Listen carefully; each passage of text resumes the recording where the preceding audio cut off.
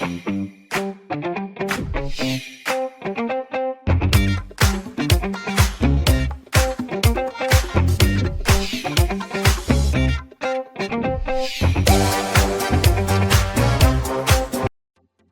friend, we've learned a lot of things about ecology, ecosystems, biomes, and the biotic and abiotic factors that affect ecosystems and biomes.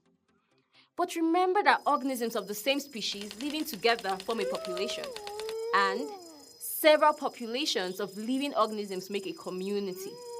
So, all the wolves in a grassland make up a population, and the populations of wolves, plants, and ants form a community.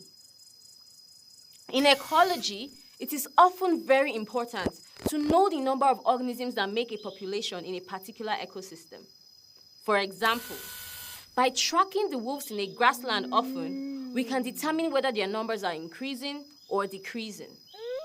We do not want to lose all the wolves in this grassland, otherwise, we won't have any wolves for tourists to see. Aside that, wolves play several roles in an ecosystem.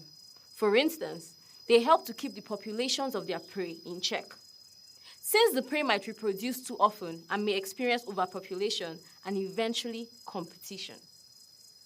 So aside from knowing the kinds of species and their numbers, we also need to know how they are distributed in that ecosystem or biome and the species that are more likely to be found in such ecosystems. All of these investigations are part of population ecology or population studies.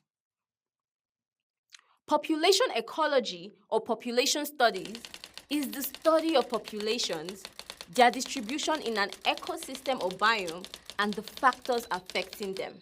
So, in population studies, we find out the kinds of species in an ecosystem, their size or numbers, their distribution, frequencies, growth rates, densities, and their percentage cover. We also find out the dominant species. Now that you have an idea of what we need to investigate when we carry out population studies, we will discuss them in detail subsequently.